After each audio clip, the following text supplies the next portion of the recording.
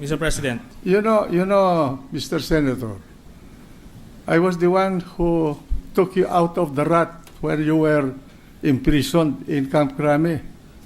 I never did this before. I went out of my way to talk to people so that you can get back here in the Senate, and I guaranteed your presence here. But I'm not saying this because Precisely I want you're you saying to it, Mr. owe President. any favor to me. I'm just putting that on record to show the character of each one of us here.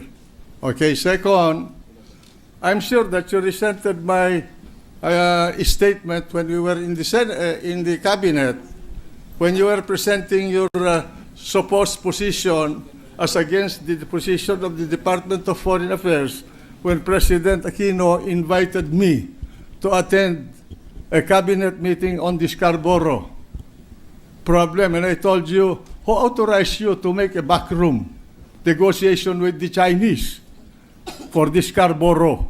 Yes, and the And President... you were telling me about treason. Remember? Yes, and that the President answered you directly that he authorized me. He told it in your face, Mr. President. What? Yes, that's correct. Oh, that's correct. I accepted that because precisely. I did not know that you were authorized. But the fact is that I asked you, whom did you talk to in China? I don't need to report to the Senate President, Mr. President. You have a duty I to am not, report what you do obliged. as a senator to this chamber. And in fact, you have a duty to notify the office of the Senate President when you leave this country to go abroad. But I did And not. the only time that I have authorized you is one time. I do not know how many times you have been to China. My understanding is you have been to China talking to the Chinese government for 6 times already. Yes. And And that you have met them 15 or 16 times. For Yes. what reason?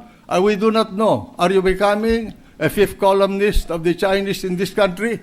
The Senate President is not privy to the backroom channel talks, and I'm not obliged in any way to I think you divulge. have a duty to inform the people. I'm not. I have already informed the people, but not the Senate President. I'm not obliged to report to the Senate President, and all this line of questioning is irrelevant again. And should this line of questioning continue, I will have to say that I will refuse to yield anymore the floor. No, I'm asking you. I'm asking you a question. You went to China. You asked the ambassador of the Philippines there, Madam Brady, for a meeting, and you said, do not take notes during our conversation. And you called the Secretary of Foreign Affairs a traitor. In fact, you told me that he committed treason. Yes, it was an executive session, and we're not supposed to And I divulge will what's read, happening in you the... want, I will read into the record your conversation with Brady But it's and his supposed notes to the Department of Foreign it's Affairs. supposed to be a confidential matter. Yes, but there's nothing So, confidential. even in the executive meeting, cabinet meeting, in the cabinet meeting in Malacanang, Mr. President, I will refuse to answer if that's Because going you to be the cannot line. answer the No, questions I'm because going it's to ask going you to about be your improper meeting. in this particular interpretation. Because you cannot answer the questions I'm going to ask you. I can answer, but I won't be baited into that trap. You met, The point you met here Brady. is, Mr. President, this is Mr. how I President, felt. may I request this gentleman Mr. President, to in be that case, admonished. I will refuse to yield the floor anymore. Well, for, in that case, I any will read it interpretation. to the record the notes that Mrs. Brady or Ambassador Brady